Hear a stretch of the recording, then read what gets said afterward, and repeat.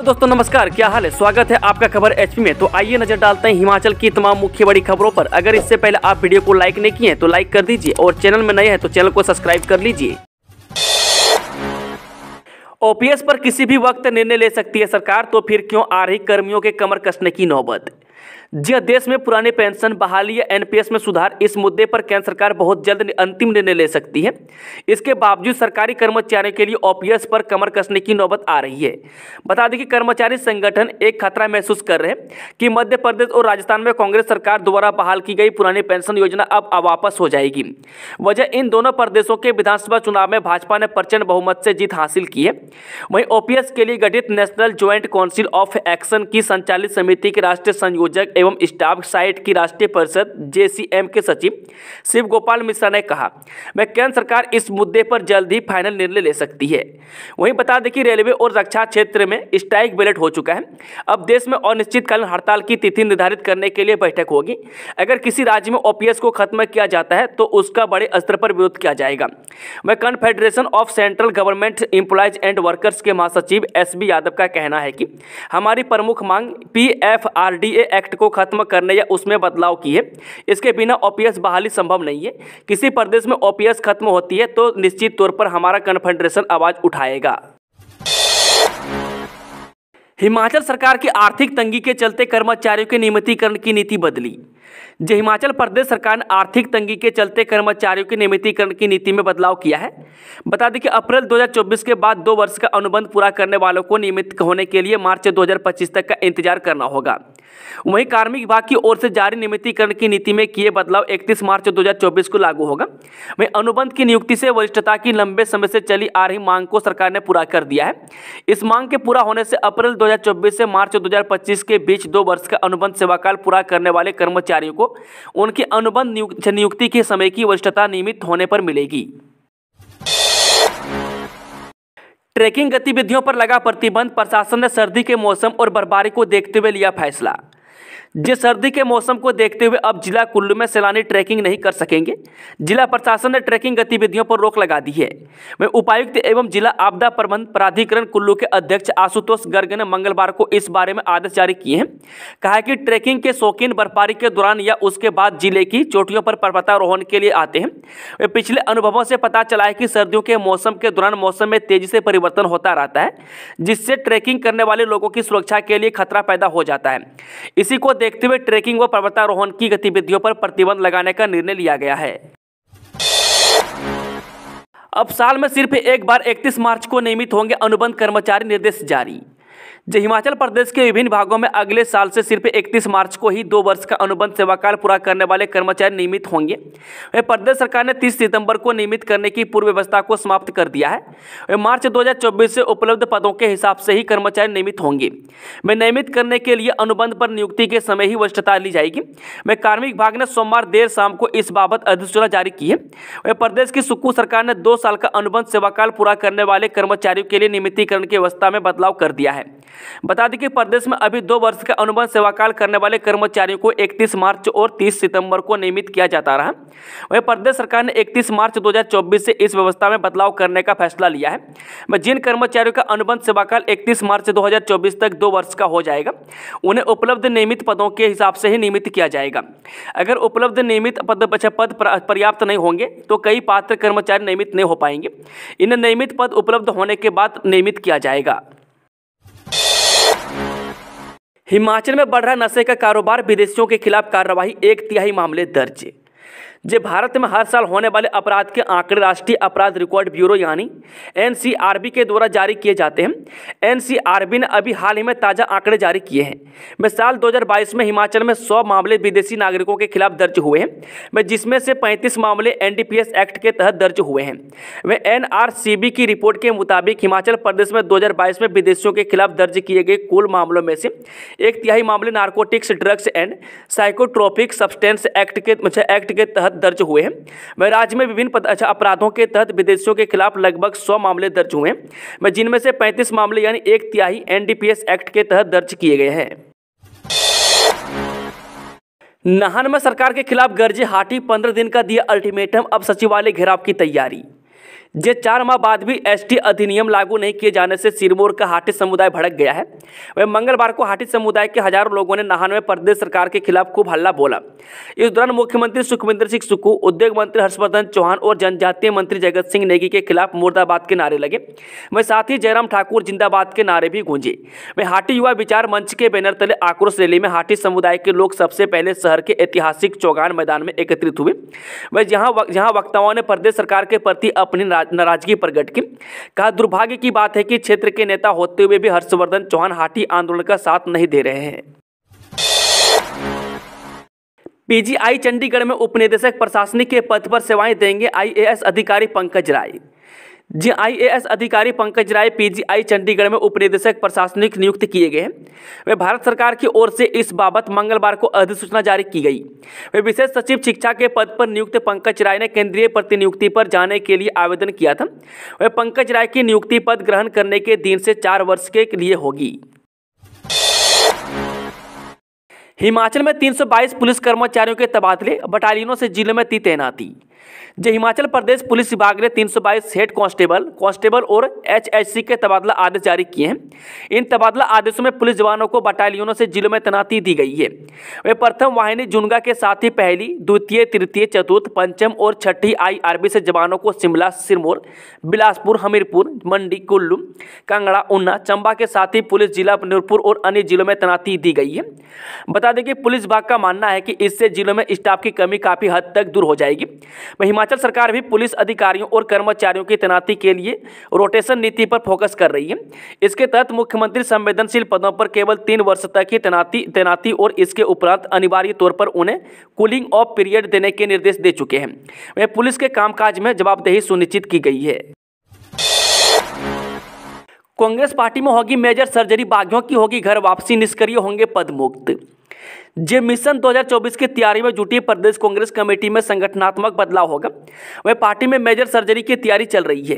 वह संगठन सूत्रों की माने तो निष्कासित पदाधिकारियों को पद मुक्त किया जाएगा, तो दूसरी तरफ बागी नेताओं की संगठन में वापसी होगी। वह दोनों इसी महीने इस पर बड़ा फैसला लिया जाएगा। वह कांग्रेस प्रदेश अध्यक्ष प्रतिभा सिंह मंडी दौरे से वापस आने के बाद पार्टी पदाधिकारियों के साथ बैठक करेगी। छात्रवृत्ति के लिए करना है आवेदन, अब कागज कॉपी नहीं, बायोमेट्रिक वेरिफिकेशन करवाएगा शिक्षा विभाग। जो केंद्र व राज्य सरकार द्वारा प्रायोजित प्री व पोस्ट मैट्रिक छात्रवृत्ति के लिए आवेदनों के सत्यापन के लिए नया नियम लागू कर दिया है। वह छात्रवृत्ति के आवेदनों का वेरिफिकेशन अब फाइलों में लगे दस्तावेज काफ़ी नहीं बल्कि बायोमेट्रिक वेरिफिकेशन भी जरूरी होगी। वह जिला स्तर पर सत्यापन बायोमेट्रिक वेरिफिकेशन से होगा। वह पूर्व में छात्रवृत्ति योजनाओं के आवंटन में हुए फर्जीवाड़े के बाद केंद्र सरकार ने नियमों में यह बदलाव किया है। Medical lab technician batch wise भर्ती के लिए आवेदन तिथि बढ़ी, जानिए कब तक करें अप्लाई। जे स्वास्थ्य विभाग में मेडिकल लेबोरेटरी टेक्नीशियन ग्रेड 2 के 29 पदों पर होने वाले बैच वाइज भर्ती के लिए आवेदन करने की तिथि अब बढ़ गई है। वह पहले यह तिथि सिर्फ 30 नवंबर तक निर्धारित की गई थी, लेकिन अब स्वास्थ्य विभाग ने इस तिथि को बढ़ाकर 15 दिसंबर कर दिया है। अब 15 दिसंबर तक प्रदेश भर के रोजगार कार्यालय इन पदों पर भर्ती के लिए आवेदन कर सकते हैं। इससे पहले विभाग ने पिछली सरकार के समय में इस भर्ती के लिए जारी की गई अधिसूचना को रद्द कर दिया था। इसके बाद दोबारा से 30 नवंबर तक आवेदन मांगे थे। अब इसकी तिथि बढ़ा दी गई है। वह ग्रेड 2 के 29 पदों को बैच वाइज भरने के लिए स्वास्थ्य विभाग ने राज्य के क्षेत्रीय रोजगार अधिकारी, जिला रोजगार अधिकारी व उप रोजगार कार्यालय के प्रभारी से अभ्यर्थियों के नामों की सूची मांगी है। इन 29 पदों में 9 पद सामान्य, 4 पद इकोनॉमिक वीकर सेक्शन, 5 पद अनुसूचित जाति, 2 पद अनुसूचित जाति अंत्योदय बीपीएल, 3 पद ओबीसी, 2 पद ओबीसी अंत्योदय बीपीएल, 1 पद OBC ward of freedom fighter, 1 पद दिव्यांग के लिए आरक्षित है। एचआरटीसी ने शिमला रूट पर शुरू की नई बस सेवा, समय के साथ पैसों की होगी बचत। एचआरटीसी ने शिमला रूट पर एक नई बस सेवा शुरू की है। ये एसी डिलक्स बस सेवा नए रूट पर किरतपुर फोरलेन से होकर चलेगी, जिससे बस में शिमला का 90 किलोमीटर कम सफर होगा और सफर 2 घंटे का अंतर आएगा। वहीं 90 किलोमीटर कम होने से किराए में 117 रुपये भी कम होंगे। निगम प्रबंधन से मिली जानकारी के अनुसार शिमला से यह बस सेवा शाम 4:30 बजे से चलेगी। वहीं चंबा से चलने का समय शाम 9 बजे का रहेगा। शिमला से यह बस सेवा बिलासपुर, किरतपुर, फोरलेन, ऊना तलवाड़ा जसूर पठानकोट होते हुए चंबा जाएगी। वही चंबा से यह यह सर्विस बनीखेत पठानकोट जसूर तलवाड़ा ऊना किरतपुर नौनी बिलासपुर होते हुए शिमला पहुंचेंगी। एचआरसी पेंशनर्स ने बनाई रणनीति, धर्मशाला में इस दिन करेंगे विधानसभा का घेराव। राज्य सरकार व एचआरसी प्रबंधन के साथ बार बार पत्राचार करने के बावजूद भी मांगों को समस्याओं का समाधान न होने पर पथ परिवहन पेंशनर्स कल्याण संगठन ने धर्मशाला में 18 दिसंबर से शुरू होने जा रहे विधानसभा के दौरान विधानसभा घेराव करने का मन बना लिया है। इस संबंध में संगठन के पदाधिकारियों ने मंगलवार को निगम प्रबंधन को नोटिस जारी कर दिया है। वह जारी किए नोटिस के तहत निगम पेंशनर्स 21 दिसंबर को धर्मशाला में विधानसभा का घेराव करेंगे और जोरदार प्रदर्शन करेंगे। कारोबारी निशांत शर्मा की सुरक्षा के मामले पर हाईकोर्ट में 14 दिसंबर को सुनवाई। पालमपुर के कारोबारी निशांत कुमार शर्मा की सुरक्षा से जुड़े मामले पर हिमाचल प्रदेश हाईकोर्ट में अगली सुनवाई 14 दिसंबर को होगी। इस मामले में प्रार्थी निशांत ने अपने और अपने परिवार की सुरक्षा को खतरे के बारे में हाईकोर्ट को ईमेल के माध्यम से अवगत करवाया था। इस ईमेल को आपराधिक रिट याचिका में तब्दील करते हुए हाईकोर्ट ने अंतिम आदेश पारित कर एसपी शिमला और एसपी कांगड़ा को प्रार्थी को उचित सुरक्षा मुहैया करवाने के आदेश दिए थे। सुनवाई के दौरान एसपी कांगड़ा की ओर से बताया गया कि प्रार्थी की शिकायत पर दर्ज प्राथमिकी में लगाए गए आरोपों की जांच अतिरिक्त पुलिस अधीक्षक कांगड़ा यानी कि एसपी को सौंपी जा चुकी है। इस पर कोर्ट ने एएसपी कांगड़ा और एएसपी शिमला को मामले की जांच की ताजा स्टेटस रिपोर्ट मामले की अगली सुनवाई तक दायर करने के आदेश दिए हैं। जल्दी हिमाचल की महिलाओं को हर माह मिलने लगेंगे 1500 रुपये। हिमाचल प्रदेश पर बर्फी प्राकृतिक आपदा के कारण हुए नुकसान ने राज्य में कांग्रेस सरकार की गारंटियों को पूरा करने में देरी की है, लेकिन अब हिमाचल की महिलाओं को जल्दी ही 1500 रुपये देने की गारंटी को लागू किया जाएगा। यह बात मंगलवार को हिमाचल प्रदेश कांग्रेस अध्यक्ष प्रतिभा सिंह ने यहां कही। वे मंडी के 6 दिन के दौरे पर आई है। विक्रमादित्य का तंज, बेगानी शादी में दीवाना बनकर नाटी डाल रहे जयराम। 5 राज्यों के विधानसभा चुनाव में कांग्रेस की हार के बाद हिमाचल में बीजेपी और कांग्रेस के बीच की तल्खी और बढ़ गई है। वे मंगलवार को यहां कालीबाड़ा हॉल में युवा उत्सव के दौरान मुख्य अतिथि पीडब्ल्यूडी मंत्री विक्रमादित्य सिंह ने नेता प्रतिपक्ष जयराम ठाकुर की बयानबाजी पर तीखा हमला बोला। कहा कि विक्रमादित्य ने कहा कि जनादेश कहीं और का है और जयराम ठाकुर यहां नाटी डाल रहे हैं। उन्होंने जयराम को नाटी किंग बताते हुए कहा कि यह तो बेगानी शादी में अब्दुल्ला दीवाना जैसी बात हो गई है। कुल्लू के लारजी सेंज मार्ग पर भूस्खलन, यातायात ठप, लोग परेशान। जिला कुल्लू की सेंज घाटी को जोड़ने वाला लारजी सेंज मार्ग पहाड़ी दरकने से जिला मुख्यालय से पूरी तरह कट गया है। संपागनी पुल के समीप रात के समीप हुए भूस्खलन के कारण यातायात पूरी तरह से ठप हो चुका है, जिसके चलते सेंज घाटी की 17 पंचायत के लोगों को मंगलवार सुबह सुबह ही परेशानियों का सामना करना पड़ा है।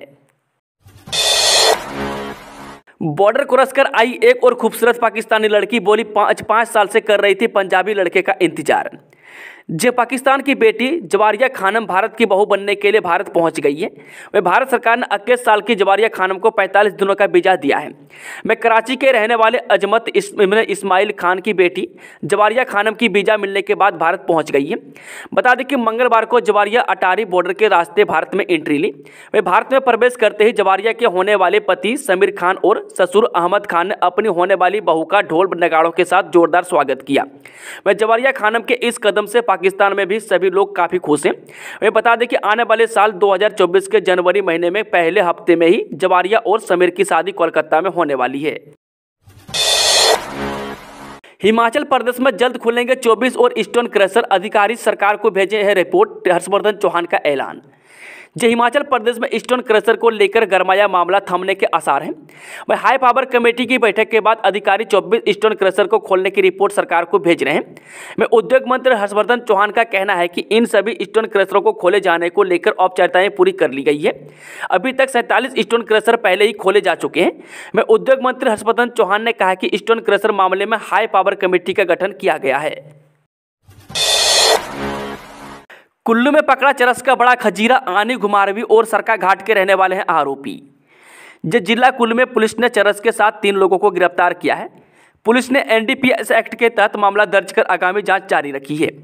बता दें कि एसपी कुल्लू साक्षी वर्मा ने बताया कि पुलिस टीम ने बजोरा गाड़सा रोड पर गश्त के दौरान 26 वर्षीय संजय कुमार निवासी गांव तराला डाकघर जाओ तहसील आनी के कब्जा से 1 किलो 106 ग्राम चरस बरामद की है।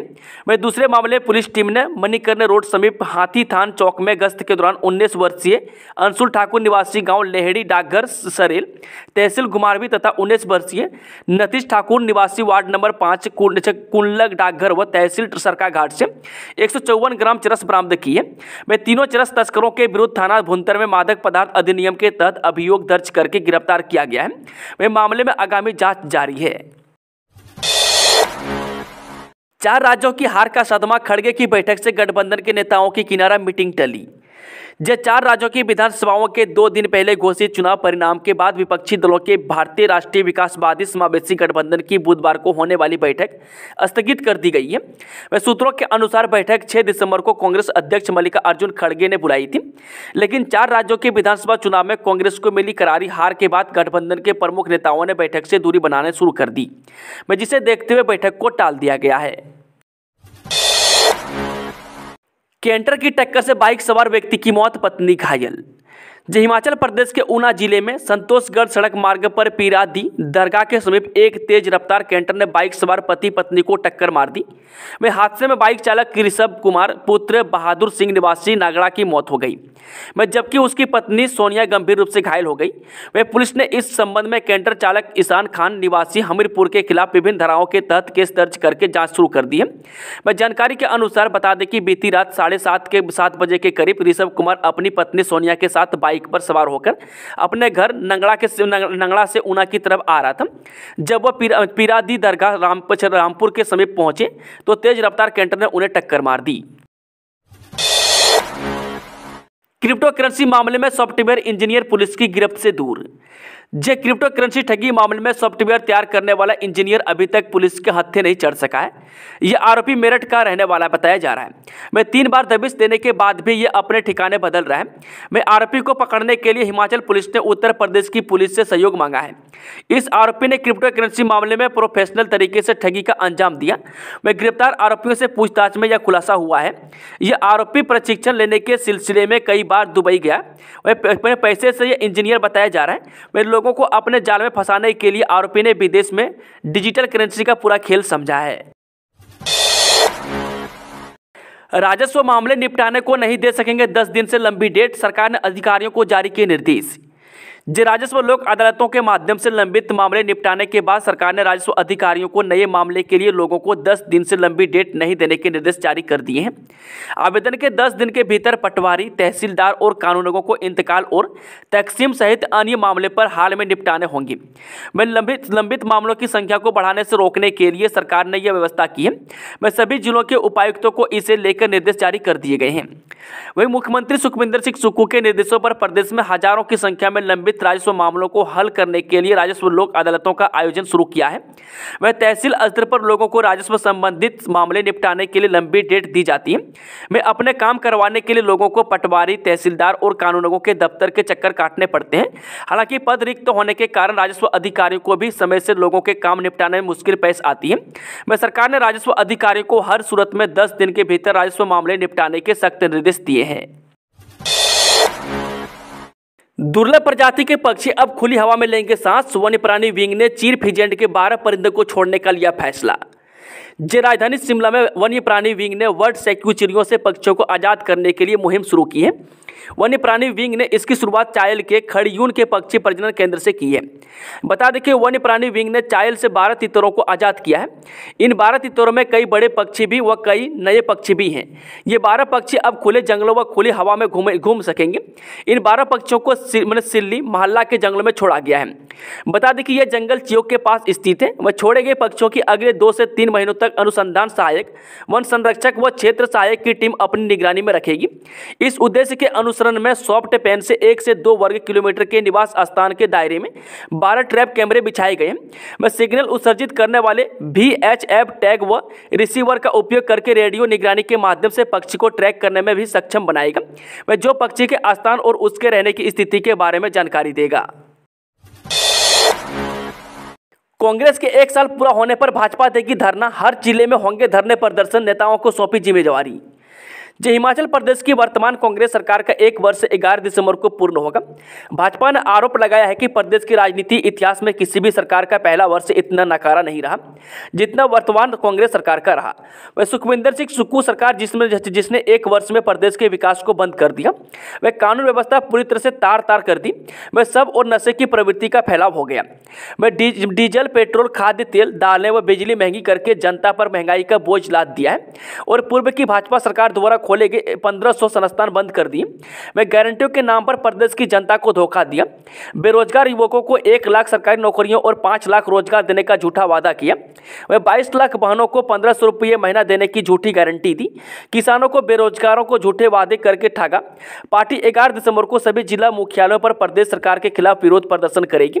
वह झूठी गारंटियों के खिलाफ विरोध प्रदर्शन, बिगड़ती कानून व्यवस्था के खिलाफ विरोध प्रदर्शन, संस्थानों को बंद करने के खिलाफ विरोध प्रदर्शन करेंगी।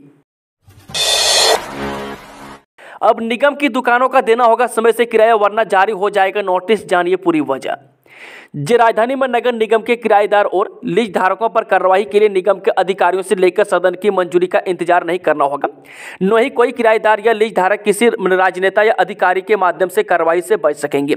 अब नगर निगम को उनकी संपत्ति का किराया समय पर देना ही होगा। वह 3 महीने किराए या लीज की राशि में देरी होने पर निगम का सॉफ्टवेयर की सिस्टम के माध्यम से नोटिस जारी कर देगा। क्या पीएम किसान योजना के तहत किसानों को मिलेगी ज्यादा राशि? संसद भवन में नरेंद्र सिंह तोमर ने क्या कहा? दिसंबर 2018 से लागू की गई केंद्रीय योजना पीएम किसान के तहत प्रति वर्ष 6,000 रुपये की राशि 2,000 रुपये की 3-4 मासिक किस्तों में सीधे किसानों के बैंक खाते में ट्रांसफर की जाती है। वह केंद्रीय मंत्री तोमर ने लोकसभा में एक लिखित उत्तर में कहा कि फिलहाल पीएम किसान की राशि 6,000 रुपये से और बढ़ाने का कोई प्रस्ताव नहीं है। हर घंटे 51 महिलाएं अपराध की शिकार। दिल्ली, राजस्थान सबसे अनसेफ, फिर भी बिहार से है पीछे। राष्ट्रीय अपराध रिकॉर्ड ब्यूरो की ओर से सोमवार को जारी रिपोर्ट के मुताबिक देश में महिलाओं के खिलाफ अपराध बढ़ोतरी दर्ज की है। साल 2022 में महिलाओं के खिलाफ अपराध के कुल 4,45,256 मामले दर्ज किए गए हैं, जो कि 2021 की तुलना में 4% अधिक है।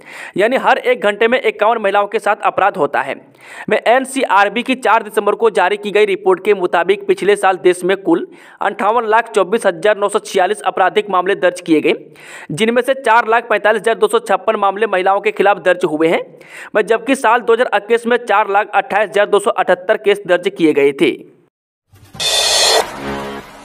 चलिए वो चलते हैं आज की आखिरी खबर। लोकसभा में तख्तियां लाने वाले सांसदों के खिलाफ होगी कार्रवाई। अध्यक्ष ओम बिरला ने की संसद भवन में अनुशासन बनाए रखने की अपील। लोकसभा अध्यक्ष ओम बिरला ने मंगलवार को सांसदों को लोकसभा में तख्तियां लाने के प्रति आगाह किया है। अध्यक्ष ने कहा कि सदन में गरिमा और अनुशासन बनाए रखने की जरूरत है। वह अध्यक्ष की यह टिप्पणी भाजपा सदस्य दानिश अली द्वारा कथित तौर पर उनके खिलाफ अपमानजनक टिप्पणी करने के लिए भाजपा सांसद रमेश बिथूड़ी के खिलाफ कार्रवाई की मांग करते हुए गले में तख्ती लटकाए जाने के एक दिन बाद आई है। वहीं ओम बिरला ने कहा, कल बिजनेस एडवाइजरी कमेटी की बैठक में पार्टियों के बीच इस बात पर सहमति बनी है कि वे नए संसद भवन में तख्तियां नहीं लाएंगे। मैं सभी संसद में गरिमा और अनुशासन बनाए रखने की अपील करता हूं। मुझे तख्तियां लाने वाले सांसदों के खिलाफ कार्रवाई करनी होगी।